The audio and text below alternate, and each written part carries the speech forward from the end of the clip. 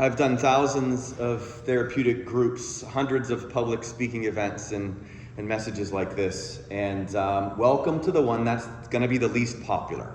Okay? I'm pretty confident about that for many reasons. In fact, during the meditation, I'm pretty good at meditating.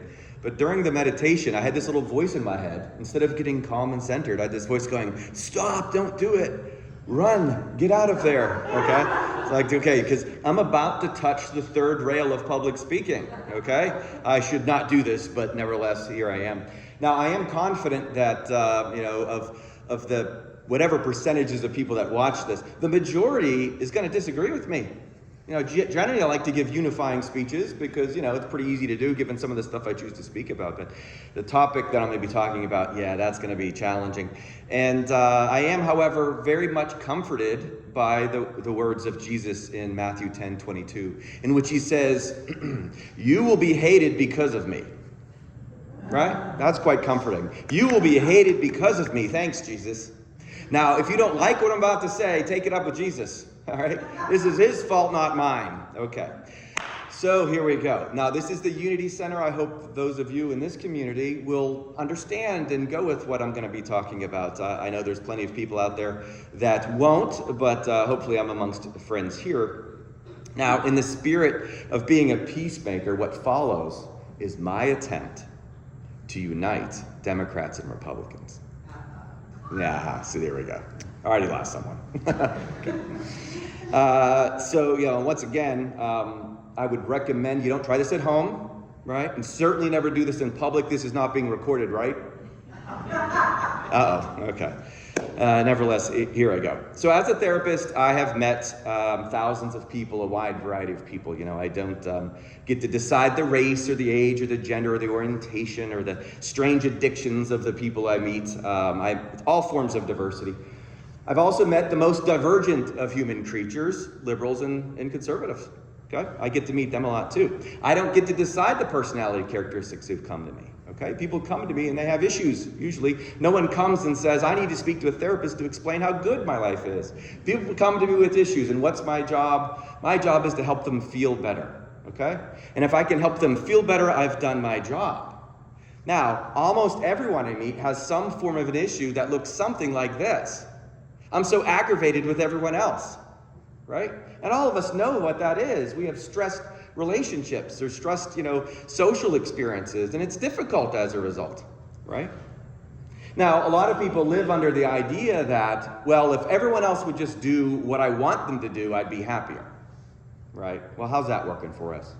Not an effective therapeutic strategy. This syndrome is particularly challenging during presidential campaigns, okay? The one common denominator I've seen in meeting with people is that, generally speaking, politics don't make people very happy. It's like taxes. We all have to do it, and we complain about it. Well, almost everyone likes to talk about politics, and we all end up complaining about it for one reason or another. It's usually because of that aggravated with others thing. Now, my days are filled with clients on the left and the right, and then the extreme left and the extreme right, and the sort of center left, center right, and then the people that don't like any of them, okay? And so I experience that a lot, and people come in and they want to talk about politics, especially elections and campaigns and conventions and things like that. Well, in Isaiah, it says that Jesus was a wonderful counselor, and I take my inspiration from him. And when I talk to people, I'm trying to be Christ-centered as much as I can, and that brings me to election 2024. Now, I happen to agree with Unity's principles. I'm going to touch on a couple of them here. Quote, "We are spiritual beings created in God's image. The Spirit of God lives within each person. Therefore, all people are inherently good. Through prayer and meditation, we increase our conscious contact with God, bringing forth love, wisdom, health, prosperity, and everything good. Knowledge of these spiritual principles is not enough. We must live them." Now, these are very good Christian ideals, all. But during political discussion, somehow these ideals get transformed into, therefore all people are inherently good, except those people, they're evil, or they're weird.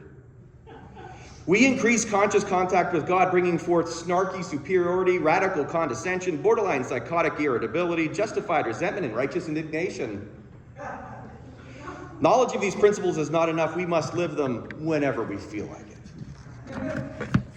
No, unifying spirituality ought to be not just a convenience. It's not something to stroke the ego because we are more woke than others. Spirituality definitely is not politically expedient. Now, if I ever get tempted to be radically condescending or borderline psychotically irritable, it's when Christians use Jesus to fit their political narrative. Just go on Facebook for 10 minutes and you'll see at least a dozen examples of this. People who take the teachings of Jesus and they shoehorn it into their political perspective. Serenity now. I must relax and speak slowly, Bobby. You know why I talk so fast? Because I try to get 40 minutes of content into 20 minutes, right? But I'll talk slowly. So here it is. There is absolutely no reason to believe that Jesus would be a Democrat or Republican. You all still here? Okay, good. We all know he's not on their side, but guess what? He's also not on our side. He's on everyone's side. And how does he do this?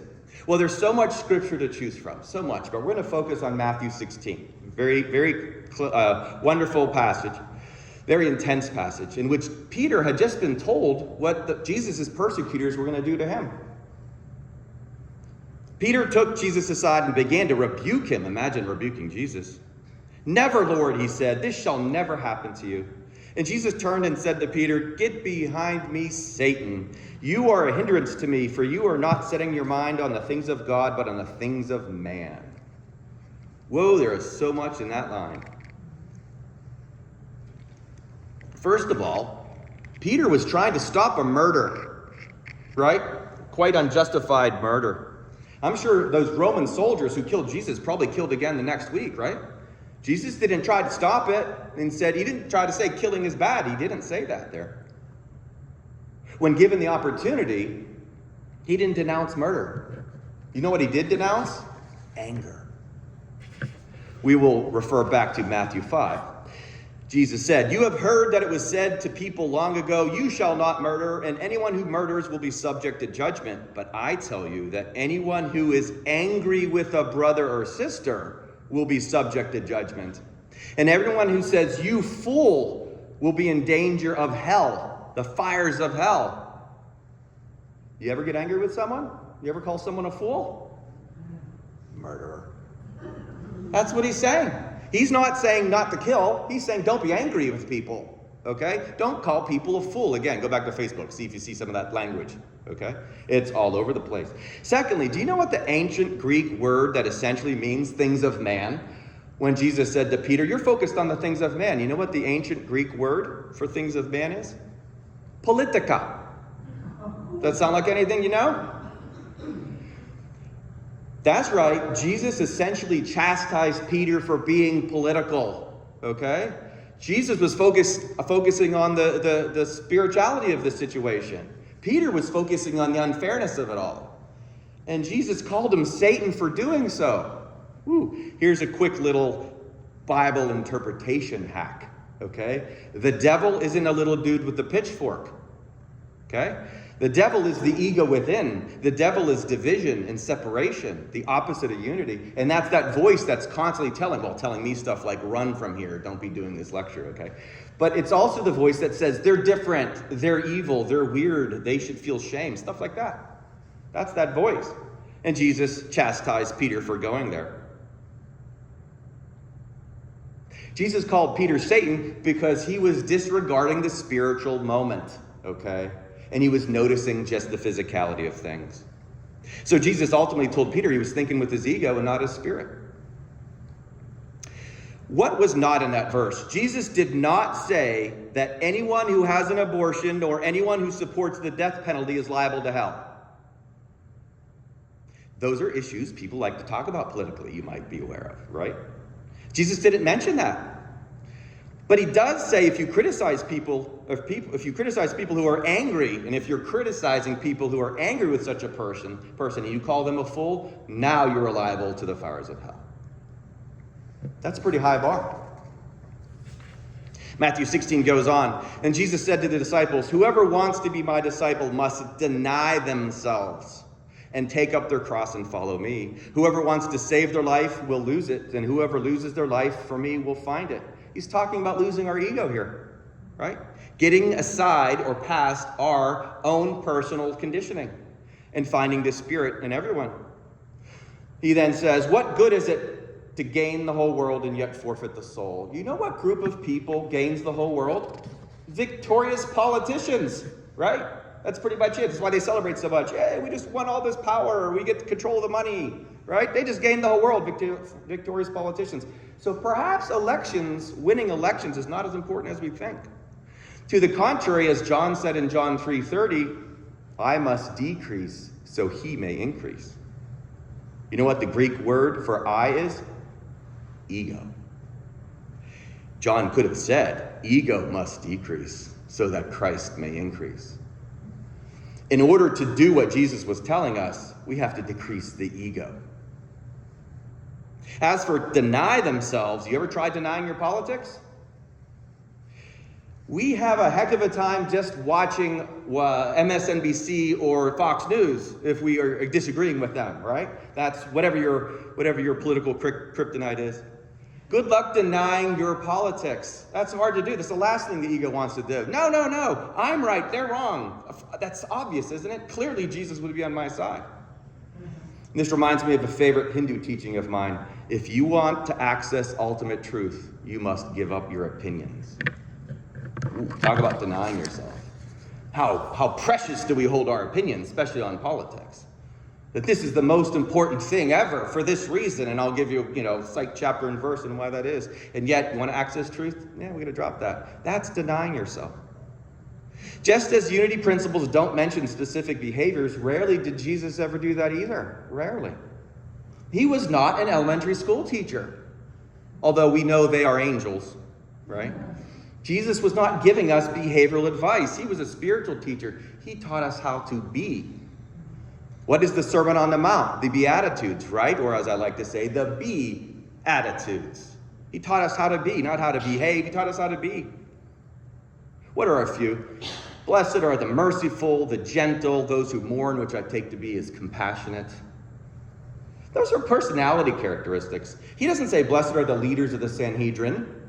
He doesn't say, blessed are those who gain and maintain control of the White House in 2024. They're not blessed.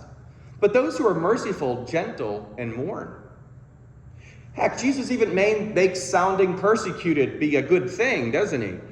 Blessed are the persecuted, but he does not say you're just blessed if you're persecuted. He says if you're persecuted and righteous in response. That's one of my favorite words, righteous in response to persecution. That means to be forgiving and merciful in the face of persecution, which is what he was. That means if you're being persecuted, to follow Jesus is to be merciful and righteous in response. He doesn't say blessed are those who are right on the issues. Right and righteous are different things. He doesn't say blessed are those who win debates. Blessed are those who are merciful. Blessed are those who are gentle and they who mourn. And that's my point of emphasis today. Blessed are the peacemakers. Only the virtues and the insights that are found in Christ's consciousness can unite us. It's the only way Democrats and Republicans come together. We're never going to agree on the issues. There's many reasons for that. That's the yin and yang of human experience. That's duality of things. There's supposed to be issues we're arguing over. It's an opportunity for us to see if we can love the other. We have to argue about stuff, which he equates to murder. What are we doing? We're killing our spirit when we do that. Who likes to argue about politics? Again, some people do, short term, right? But in long term, it's exhausting. And we think it's the most important thing because, that's what Jesus would believe. Well, I'm telling you directly what he said and what he believed. When he was asked the most important commandment, did Jesus say, "Thou must worry about the log in thy neighbor's eye because you barely have a speck in your own"? Is that what he said? Of course not. Did he say, "Forgive only those you who deem worthy of it"? All others must be canceled, and they should be shamed at every possible moment. He didn't say that. Did he say that it was important to take a definitive stance on Roe v. Wade and do whatever it takes to get others to agree with you? No, he did not. He simply said the most important commandment is, "Hear, O Israel, the Lord our God is one." Unity, right? That's it. The Lord our God is one. He didn't say the most important commandment was obviously thou shalt not kill. I mean, you would think if you go through all of those, well, killing is worse than stealing and, dishonoring mother and father. That kind of, he didn't say that. He said, heck with those. Here's what we got to do, people. Love each other. You shall love the Lord your God with all your heart, with all your soul, with all your might, and with all your strength. All of it, not just 90%. The second is like this. You shall love your neighbor as yourself. There is no other commandment greater than these. Could he be any more clear? How can anyone take this kind of teaching, go onto Facebook and make the decision, well, I think he's on my side and not yours? No. You must love them. You should go out of your way to love those people that you disagree with, because anger is murder. He's very clear about this. Because, the Old Testament, the stuff that he came to sort of overthrow, to fulfill the law, the Old Testament is filled with behavioral talk. And the decisions, that humans should be making about our physical experience. No, he came to show us a new way, as the way, the truth, and the life. He did not come to teach us about public policy and give us political platforms. Regarding politics, however, let's just go back to Ecclesiastes, because stuff is going to happen. It's a good way to think of politics. For everything, there's a season. A time for every matter under heaven. A time to born, a time to die. A time to kill, a time to heal. A time to weep, a time to laugh. A time to mourn, a time to dance. A time to embrace, a time to refrain from embracing. A time to seek, a time to lose. A time to keep silent, a time to speak. A time to love, a time to hate. A time for war, a time for peace. A time to win the White House, a time to lose the White House. Well, that's not really in there, but you get the point.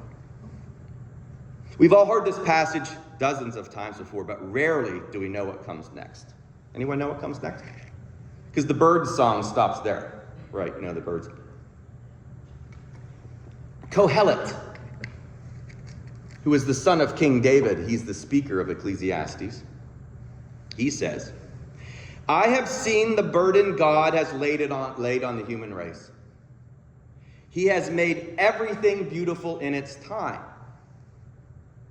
He has also set eternity in the human heart. Yet no one can fathom what God has done from the beginning to the end. Ooh, that is so good. That's right after, for everything, there's a season. I have seen the burden God has laid on the human race. Hello, politics. Okay, it is a burden. Because our egos get so caught up in our political ideology and we believe we know what's right. To heck with that other side. They're definitely wrong. Okay? We're so entrenched in that. What a burden that is. Because we have to get past that. We have to love those we vehemently disagree with. And he makes everything beautiful in its time. Because guess what happens when you get past that? This is so important. I am not telling people not to vote. I'm not telling people to change their ideology. I'm telling them to love while doing so. That's it. He doesn't say, don't care about human experience. In fact, he specifically says, give to Caesar that which is Caesar's. We're here to have a physical experience. That's okay. Have your opinions. We can disagree on pizza toppings, right? Do you have to hate me because I disagree with you? Or this is one of my favorite ways to think of this. What's the quickest way to get to Erie from here? Quickest way. We could debate that, right? I say helicopter. Were any of you thinking that? Now we can debate public policy. What's the right way to do this? What should we do with taxes, right? How should we allocate that? Where should we put the roads? We should do that. But we should do it with love, not anger. He doesn't say not to vote. I'm not saying not to vote. Everything is beautiful in its time. In fact, you are more effective at politics if you do it with love. Gandhi, be the change you want to see in the world. That doesn't mean forcing other people to agree with your ideology. It means love them while you're attempting to do so. He has set eternity in the human heart. Again, everyone's got this. And yet no one can fathom what God has done from the beginning to the end. Oh man, we cannot fathom what's going on right now. Okay, again, I guarantee it's going to get more intense in my office. Well, not for me. But for people who are they're going to get so upset one way or the other about the outcome of the election is the most important thing. Guess what? It's already been settled. Okay? We don't need to worry about it. God has already got it figured out. And you're going to be challenged one way or the other. Because, I don't know what's going to happen. All I know is it's going to get figured out. It's going to be okay. You get past your anger, you're actually closer to the truth as a result. We should practically root for our guy or gal to lose. I mean, if you want to be spiritual, why would that? Why would that be? Well, in doing so, you're actually doing what Jesus said. You're getting past the anger of things, and you're tapping into the spirit of things. And then you can see that's what Kohelet is talking about. It's beautiful in its time. This is what God is doing, challenge after challenge after challenge. We can barely understand what's happening, and yet Jesus makes it clear to love God with all your heart. That includes loving your enemies. See, this is the one thing that makes the world fair. Nothing else is fair about this world. I literally did a group once at a place I was working, and it was just called Is Life Fair? The room held about 15 people. 33 people showed up. Everyone wanted to show up and talk about how the world is not fair for all these reasons. Guess what? It's not fair. I'm not going to try to say it's physically fair. It clearly is not. And yet it's spiritually very fair. Every human being has to learn how to get past their ego. Everyone. 100% of us. We all must decrease so he may increase. All of us. And it doesn't matter American or Russian or Chinese or Jew or Palestinian. What about Steeler fan, Patriots fan? Well, I love you, brother, even if you root for the wrong team. Okay, that's right. Now, I do celebrate that these days. I have forgiven Tom Brady. Nevertheless, all of us, whatever your issue, we do have to learn how to love and respect each other, whatever. Politics, we think because we weave God into it, and we believe that we are right about Jesus' perspective, that we have the right principled point of view, and yet we don't. It's very clear. We all must decrease. We all must crucify the devil inside in order for the second coming of Christ to show up. He's not coming down from heaven on a surfboard. He'll show up in each inside every one of us. What would happen if we all had the Christ within and if we all brought it to the surface? That's what we're supposed to be doing. There's no role for anger in any of this. Now, I rarely give a lecture or a message without invoking Romans 8:28. All things work together for good for those who love God. So today I'm going to change it just a little bit. For those who love God, you can understand the politics of Democrats and Republicans work together. Therapeutically, I will end with this. This kind of thinking does help. Again, when I work with people, I don't dive in. I bet most of my clients think I'm their political perspective. Because I join with them where they're at, Because I can see both sides. I listen to it all day long. From a unifying perspective, if you're open to it, you could see, okay, I get where they're coming from. We can work on that. But what works is seeing the love inside the other person. What works is something Ram Dass taught. The only way to help another person is to heal yourself. Or a teaching from the Course in Miracles. The only way to help another person is to see the light in them. So if I'm talking with, I work in prisons. I've worked with murderers directly. I talk about helping them reduce their anger too. Don't chastise them for having committed murder. Jesus didn't. Why should I? However, we do have to get control of your anger, okay? But when you see just the light in people, when you see just the Christ in people, you don't see the D and the R, right? And you're not rooting for your side to win. You want everyone to win. That's the perspective of unity. So vote for whoever you want in November, okay? Pick your favorite pizza topping. That's okay. Root for whatever football team you want. It's okay. But make sure while you're giving to Caesar that which is Caesar's, you give to God that which is God's. Never forget that there's one powerful ticket. And this ticket has no term limits. It is the true uniter, and it has unlimited power. The Christ in Jesus selected the Christ in you as his running mate. And that's the point. Join with the Christ in him. And then we will win whatever election comes before us. Namaste.